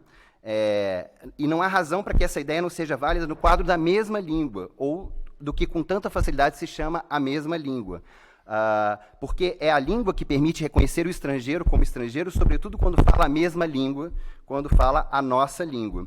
O sonho emancipador aqui seria, então, que a literatura unisse o que a língua separa, que a literatura se constituísse morada de encontro, de cruzamento, de estado e exercício da hospitalidade sem condições. Bom, então, ele coloca num modo condicional, quer dizer, é um sonho, uma utopia que a literatura pudesse unir, enquanto Hansen vai nivelar e dizer a hospitalidade, né, essa hospitalidade incondicional é a tradução. Aqui também, para o Abel, tal como para o Moretti, a língua e a questão da tradução é o ponto, é o nó, né, é o ponto. E aí, voltando a um texto mais antigo do Abel, no mesmo livro que tem o texto sobre o Cândido, né, o cânone como formação, ele vai falar o seguinte, né, ele diz que o problema da nacionalidade é incontornável quando se trata de literatura brasileira, né, ele está refletindo ali o que é ser professor de literatura brasileira em Portugal, né, e que a questão seria, então, perceber os constrangimentos em torno desse problema, né, ao invés de negá-los simplesmente, e tentando desarticulá-los. Né? E aí uma questão fundamental para isso é a questão da língua. Então ele diz assim, a disciplina pode orientar-se continuamente para a desarticulação da pressuposição de um laço natural com a própria língua. A ideia diretora consiste na afirmação de que a homogeneidade suportada por uma mesma língua é uma ilusão criada pela ignorância do constante trabalho de tradução que o domínio de uma língua implica. Corpo de possibilidades, a língua é uma rede de heterogeneidades e, por isso, a tradução se impõe não apenas entre línguas, mas entre variantes nacionais, sociais, regionais, históricas, profissionais da mesma língua. O conhecimento de uma língua implica, por isso, não apenas o domínio das possibilidades de tradução, mas ainda e, sobretudo, a capacidade de lidar com tudo o que resiste à tradução, os nós de singularidades irredutíveis. Mais embaixo, né, essa ideia, ele diz, desarticula os primeiros pressupostos do nacionalismo, quer porque impede a neutralização da língua pela pressuposição do laço natural de pertença, quer porque relativiza todos os esforços de demarcação nacional ou regional com base nas diferenças linguísticas. E, para encerrar, ele diz, então, que, nesse caso, o problema do nacional volta como problema, né, como questão, e que isso deveria ser matéria pedagógica, quer dizer, isso deveria estar no processo pedagógico ao invés de ser escamoteado, né? Então, ele fala, por exemplo, que isso afeta toda a reflexão sobre a ideia da língua literária no Brasil, né? Essa é uma reflexão de longa data, e se refere ao caso do Guimarães Rosa, e algo que uma reflexão que poderia ser estendida ao regionalismo, de modo geral, e conclui dizendo o seguinte: essa perspectiva permite reintroduzir o problema nacional nas condições acima descritas, isso é, citando, a obra escolhida não representa a qualidade brasileira, mas a finalidade de ostentar a qualidade brasileira. Aí ele dá o exemplo do que você poderia fazer com Iracema, por exemplo, do Alencar, né? Então ele pensa assim, a leitura das advertências, cartas, pós-fácios e notas escritas expressando essa intenção, né, essa finalidade de ostentar a qualidade brasileira, e uma leitura cerrada do texto que entra em tensão com, né, com esse aparato. Quer dizer, isso recolocaria o problema numa outra chave, né? E aí, por fim, pensando nisso, né, pensando que seria possível uma história literária que se ativesse exatamente aquilo que para o Moretti é o mais instável, uma história literária pensada à luz da variabilidade da voz narrativa dentro de uma tradição romanesca, por exemplo, né, que impedisse essa homogeneização, né, de uma leitura que pensasse simplesmente no desenvolvimento de um romance nacional. E aí eu queria lembrar aqui um trechinho, para terminar, do Roberto Reis, um texto dele sobre o cânone, um clássico, né, num livro organizado pelo Jobim em 92, Palavras da Crítica, que ganhou uma nova versão recentemente. Nela, o verbete cânone ficou a cargo do nosso amigo Mibieli. Mas lá, Roberto Reis diz o seguinte, a certa altura desse texto sobre o cânone: tendências como o indianismo e o sertanismo são esforços para captar a cor local do país e o ethos brasileiro, numa mimesis de corte realista que obedece ao primado da observação. Um exame cuidadoso da literatura de nosso 800, entretanto, revelaria como aquela ficção acaba dizendo mais a respeito das camadas sociais que a escreviam e a fruíam do que dos índios ou sertanejos que supostamente pretendiam captar, tomados estes como heróis dos textos em que comparecem. Nesse sentido, se poderia escrever que uma considerável parcela da produção literária do Brasil oitocentista acaba se configurando como uma espécie de autorretrato das elites que a produziam e consumiam. No esforço de forjar uma representação realista do país, de sua natureza, de figuras como indígena ou homem do interior, na exata medida em que essa captação serviria para delinear o perfil nacional, ela acaba se traindo, se contradizendo e fornecendo um retrato da ideologia dos segmentos senhoriais. Ser brasileiro para aquelas frações ilustradas, desterradas em sua própria terra, era ser europeu nos trópicos. O nacionalismo presente nessa produção é aquele que interessa ao projeto de consolidação do Estado Nacional. Bom, essa ideia do retrato como autorretrato, né, de lá para cá, esse é o texto de 92, quer dizer, há várias vertentes teóricas que podem ser. Eu acho que aquilo que eu gosto de pensar mais como uma formatação desse estudo é a imagologia como campo da literatura comparada, voltado exatamente para a análise da construção de imagens, né, literárias desse outro, e que vai estudar, por exemplo, num autor como o Daniel Henri Pajot, né, a imagologia tem uma vasta tradição na literatura comparada francesa, vai tentar estudar essa construção da imagem do outro numa determinada literatura. Enfim, estávamos conversando sobre isso, eu vi que você também é leitora do Pajot, podemos conversar mais depois, encerro por aqui. Obrigado.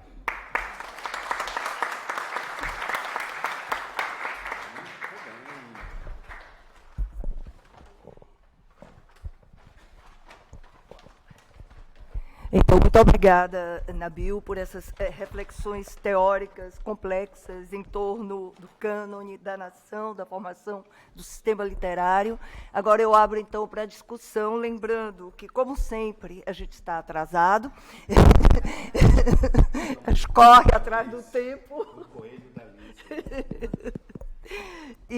Então, eu vou sugerir, não sei se a Mireia e o Jobi concordam, que a gente aceite 3 intervenções, né, 3 perguntas e tal, discussões, propostas de discussões. Então, só 3. O Jobim está ali, só tem 3, hein? Tem outra pessoa pediu? Não, foi a Sônia, o Jobim. O Miguel tinha pedido. Mas a Lívia não pode ficar de fora.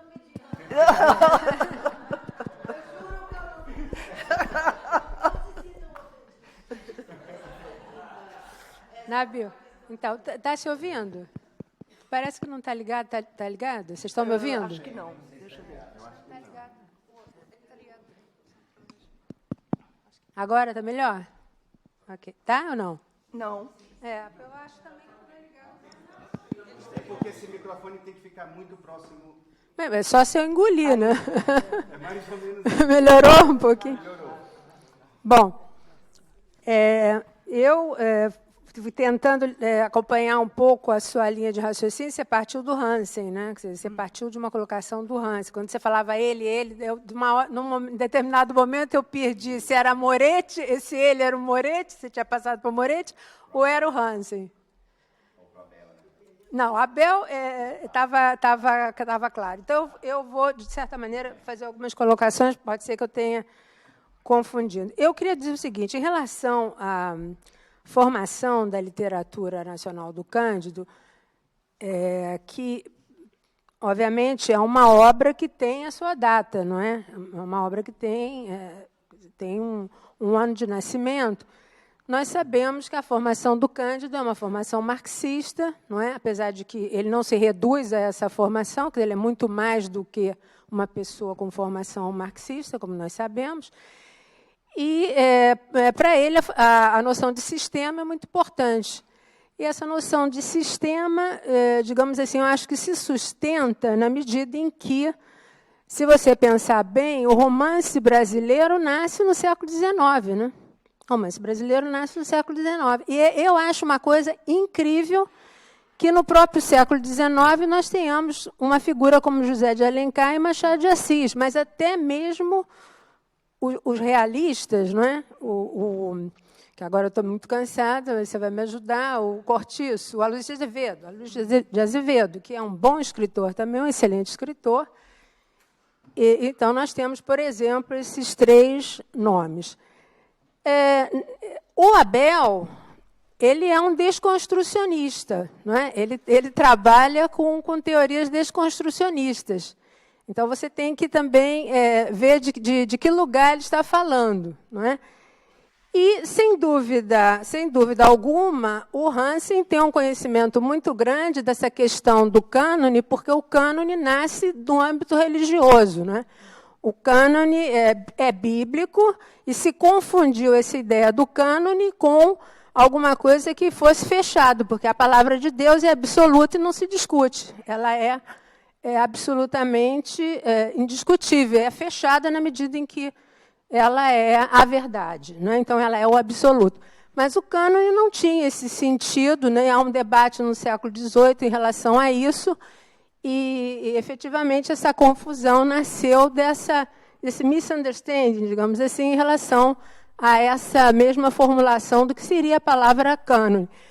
O cânone só surge no momento em que há uma crise de identidade. Todas as vezes em que você começa a discutir sobre cânone, é porque você está querendo discutir sobre a sua identidade. Portanto, o fato de nós estarmos discutindo hoje sobre o cânone é porque nós estamos querendo discutir sobre a identidade da literatura brasileira. Do contrário, você não teria trazido essa questão, nem tampouco o Hansen, e nem tampouco o nosso amigo Abel, não é? Que está lá do outro lado do, digamos assim, do mundo, mas do mundo não, ele está aqui. Nós, o Brasil que está do outro lado. Mas, digamos assim, ele tem, eu acho, que uma preocupação justa de incluir a literatura colonial, não é? Porque, se você pensar num outro ponto de vista, vamos pensar em Auerbach, vamos pensar em uma perspectiva mais filológica, inclusive filológica não no sentido positivista que se entende no Brasil ainda, infelizmente, né? Mas no sentido histórico, né? No sentido de que as coisas são vistas na sua perspectiva histórica e comparatista, que é essa filologia a qual eu me refiro. Então, a literatura brasileira teria nascido com a Carta de Pero Vaz de Caminha, porque na Carta de Pero Vaz de Caminha nós temos um narrador, né, entre aspas, que estava presente no local do, entre aspas, achamento e faz um relato, que, embora dentro de um código muito marcado, não é, começa a mostrar peculiaridades que fogem, inclusive, ao rigor daquele código. Ele está escrevendo para o rei, mas ele tem diante dele uma coisa absolutamente inédita, não é? Que é, por exemplo, aquele primeiro carnaval, né, brasileiro, que ele dá a mão, os portugueses que dão a mão aos índios e dançam. O primeiro carnaval brasileiro que acontece ali naquele encontro, né? Bom, então, eu acho que queria te perguntar o que você está entendendo por tradução, ou você, ou foi Abel, né? Porque a tradução não é linguística apenas, não é? A tradução é cultural, e quando você traduz alguma coisa, você não faz apenas uma passagem, você não leva um conteúdo para outro, você interpreta, você domestica ou estrangeiriza, você tem uma doxa da cultura que recebe, e, portanto, alguma coisa de extremamente complexa a tradução. E, ainda sobre Franco Moretti, eu acho que ele ele tem uma proposta muito interessante, que é a de apresentar mas não é a world literature no sentido anglo-saxão, não é? Saxônico. A história do romance, né, apresentado pelo Franco Moretti, acho que é uma outra coisa, porque ele vai partir de determinados temas. Então, a partir daqueles determinados temas, são discutidas determinadas questões em modo comparativo. E vai passando, en passant, digamos que o único representante, pelo menos do primeiro volume, de literatura brasileira é o Macunaíma. É o único romance de literatura brasileira que está naquele volume, é o Macunaíma, o que nos faz pensar, não é? Em relação, inclusive, a essa questão do nacionalismo, né? Porque, obviamente, ele não está lá porque ele é um romance nacionalista. Ele está lá porque ele é alguma coisa mais como ruptura de um determinado esquema. Ele entra dentro desse quadro, né? Então, isso são, na verdade, a única pergunta é sobre tradução e as outras são interlocuções a respeito da interessantíssima comunicação que você nos trouxe, que eu agradeço. Obviamente, eu já conversei muito com o nosso amigo Fábio, então seria repetir. Eu também agradeço muito a apresentação dele e a da Pauline, que nos falou sobre minha coisa. Eu vou propor que que a gente ouça as duas outras intervenções e depois, então, né, os colegas respondam. Pode ser? Pode ser? Bom, boa tarde a todos. As minhas perguntas inicialmente, são bem simples, bem rápidas. Primeiro, agradecer à mesa, acho que a mesa foi fantástica, como todas as demais, né? Eu acho que a gente teve um maravilhoso evento e se aproxima a última mesa, então já vou fazendo os agradecimentos antecipados para a mesa que virá também. Nabil, a minha pergunta, em nenhum momento eu ouvi, não sei se há um cancelamento aí, mas em nenhum momento eu ouvi, entre os teóricos que você citou, a questão ideológica sendo posta como um dos quesitos, tanto da questão da tradução, quanto da questão, inclusive, da sobreposição de críticos internos, com correntes ideológicas diferentes de pensamento, na tradução de uma literatura nacional. Né? Enfim, eu não percebi essa dimensão, e aí eu queria que você talvez explicasse um pouco mais a respeito dessa dimensão dentro desse espectro crítico, né? Ou seja, o aspecto ideológico, em que medida ele é questionado aí nessa justaposição de críticos, ou seja, de elementos da crítica na expressão desse nacional, dessa literatura nacional. Para o Fábio, a minha pergunta é um pouco mais complicada, mas, enfim, faz parte de um diálogo que a gente já vem tendo há mais de 20 anos. Enfim, de qualquer maneira, a pergunta ela é no sentido de... Fala-se muito de que Theodor Koch-Grünberg fez tradução da tradução da tradução e que isso, de alguma forma, influencia no formato do texto. Mas uma das coisas que a gente tem pensado muito é que várias versões da mesma narrativa, por exemplo, ele falou de Macunaíma, né? O texto dele no livro é bastante claro nesse sentido, apontam no sentido de que a existência dessas muitas versões e traduções faz parte do universo da literatura indígena. Não seria Theodor Koch-Grünberg mais um entre tantas outras versões, ou seja, ele não teria aí o status de mais um narrador entre tantos outros? Quer dizer, por que seria tão importante essa questão de uma tradução do Taurepang para o alemão, e do alemão para o português de volta? Em que isso tem importância na sua visão, né, de certa forma? E para Pauline, tentando abreviar aqui o tempo, né, das perguntas, porque a pergunta talvez tenha ficado mal formulada, mas, enfim, o tempo é curto. Pauline, no caso do Miyakoto, você o vê como um renovador dessas literaturas, com influências da nossa literatura brasileira, no sentido de que ele teria bebido de fontes como Mário de Andrade, além do Guimarães Rosa, que é o que ele declara, né, publicamente. Você o vê como um renovador desta literatura a partir desse modernismo brasileiro, ou a perspectiva é outra? Bem, já que o Fábio falou da cultura do cancelamento, em homenagem à qualidade dessa atual mesa daí e à qualidade da próxima, dos colegas que ainda estão esperando para falar, eu vou cancelar a minha pergunta aqui.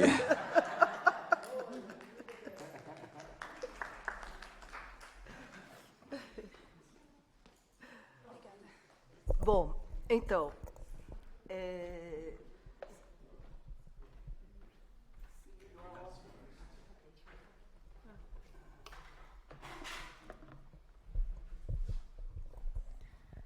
Então, vou fazer uma resposta bem curta também, bem concisa.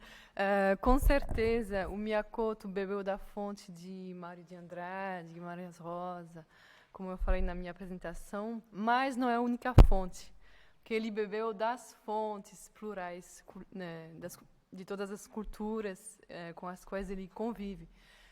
Ele bebeu das fontes das culturas orais de Moçambique, como eu falei na apresentação, pela profissão de biólogo que ele exerce também, além de ser um autor com muitas obras publicadas, não sei como é que ele faz. Ele tem contato com pessoas que vivem em regiões de Moçambique que têm uma cultura oral, mitos, lendas, então isso influencia muito também a obra dele. Por isso que eu falei que, no final, na minha conclusão, eu falei que essa aproximação entre os dois, Miyakoto e Guimarães Rosa, é boa, é tentadora, mas não é suficiente também para explicar toda a complexidade de um autor como Miyakoto.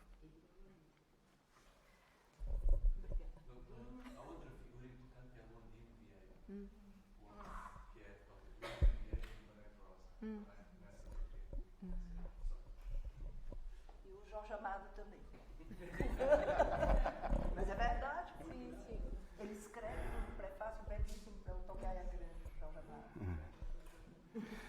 Bom, Mibes, esta pergunta se feita para um etnógrafo, para um antropólogo, aquele que é formado no comezinho da academia brasileira, eu te diria que ele te responderia muito veementemente que os textos do Koch-Grünberg destituem o texto indígena dos caracteres próprios dele, né? Assim, porque na verdade eu não sei, me incomoda um pouco essa ânsia pela pureza, essa ânsia que determinados segmentos da etnografia e da antropologia manifestam em certas circunstâncias. Quanto a mim, eu particularmente acho que o Cor Grumberg é fundamental nessa cadeia. E, por exemplo, o Sérgio Medeiros, ele diz que mas a leitura dos textos indígenas na versão do Cor Grumberg não permitem acesso ao designer do texto indígena, à essência do texto indígena. Eu, particularmente, acho que isso é uma crítica infundada, até porque nas versões, tanto em alemão quanto em espanhol, tem uma seção que você não encontra nas traduções do texto desse segundo volume para o português, porque uma primeira tradução foi feita em 57 pelo Henrique Hennig, e foi reaproveitado durante muito tempo. Quem quisesse ler esse texto tinha que ler ou em alemão ou na edição venezuelana, da editora Armitano.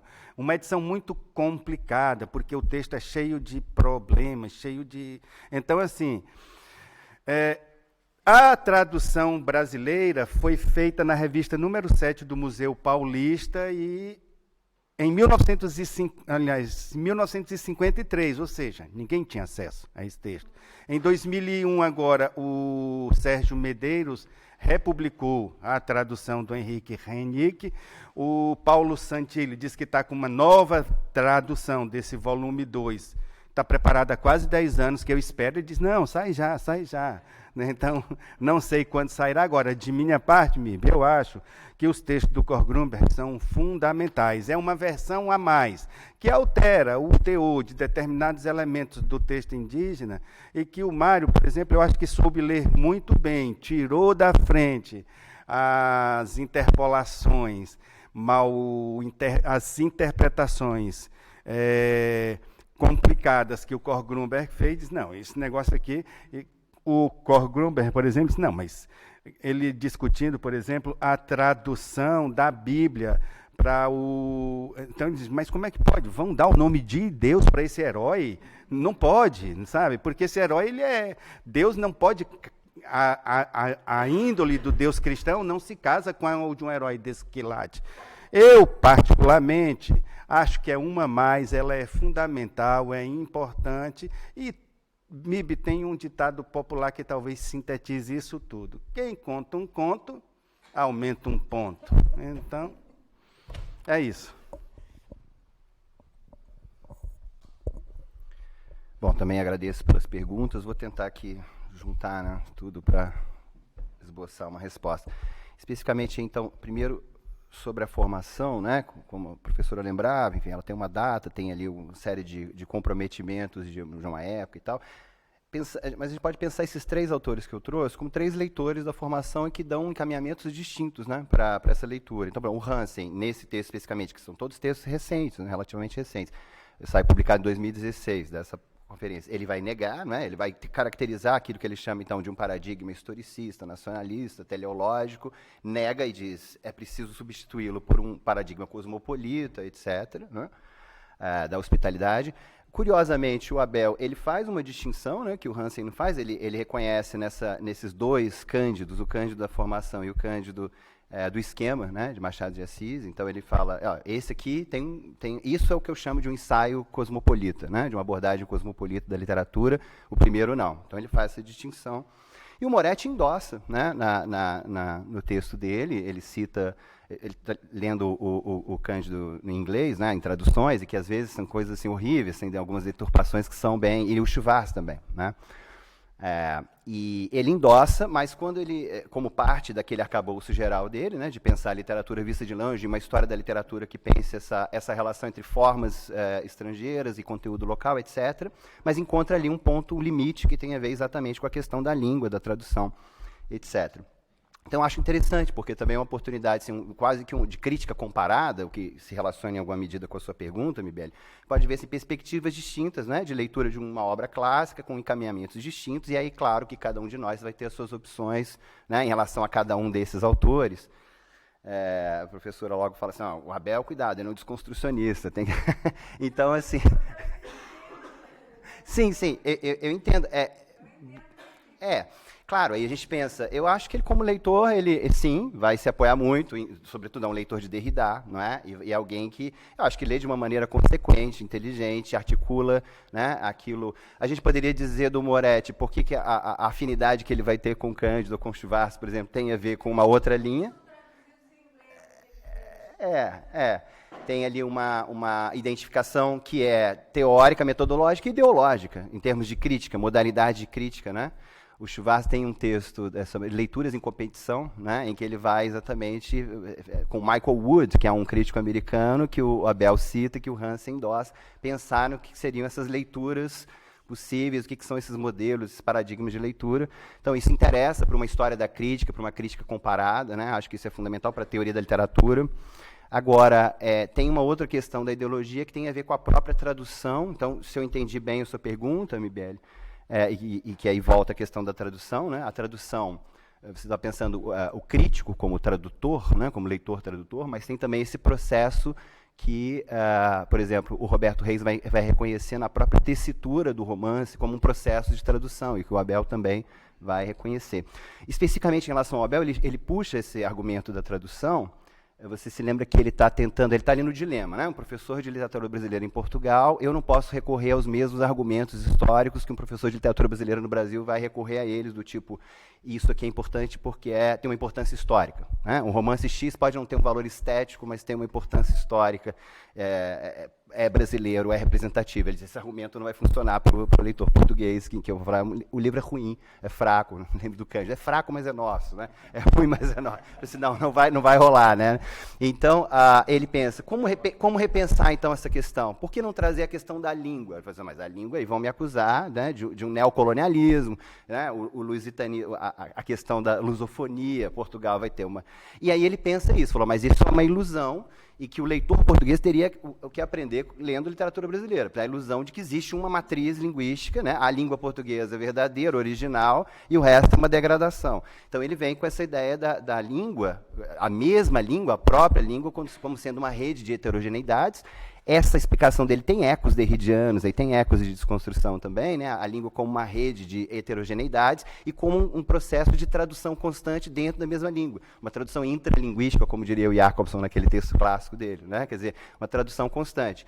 Nesse momento, o Abel, de fato, nessa explicação, ele meio que se atém ao aspecto linguístico. Mas se a gente pensa na imagologia, que eu citei no final, né? Ela pensa em 3 níveis de análise. Pajot, um nível mais linguístico, lexical, quer dizer, um narrador construindo essa figura desse outro, né? Antes de mais nada, essa imagem de outro é um léxico, é uma escolha de adjetivos, de palavras para definir essa figura. Depois você tem uma relação hierarquizada dentro de um romance, que você tem hierarquias internas de oposições, do tipo civilizado, bárbaro, ou, né, nessa construção, até chegar no nível do que ele chama de imaginário, mas em alguns momentos ele usa a própria palavra ideologia, quer dizer, em que medida essa construção de imagens na literatura atualiza ou não certos esquemas que são culturais, né? E aí sim está para além do linguístico, está ancorado no linguístico, mas que é muito mais discursivo, talvez, enunciativo, do que estritamente linguístico, né? Então, eu acho que é isso. Aí você consegue pensar essa chave do imaginário, né, da ideologia, quer dizer, um romance, em que medida ele atualiza, ele confirma um estereótipo, ou a literatura funciona como questionadora de estereótipos, né, a respeito de imagens de alteridade numa determinada cultura. Então, é isso. Acho que é o que eu consigo articular agora, e eu sei que o tempo está... Desculpa. Imagina. Nós vamos fazer um pequeno intervalo, não é? De 10 minutinhos, sim. Antes vamos aplaudir a mesa. Então, voltamos impreterivelmente às 15 para as 5, tá?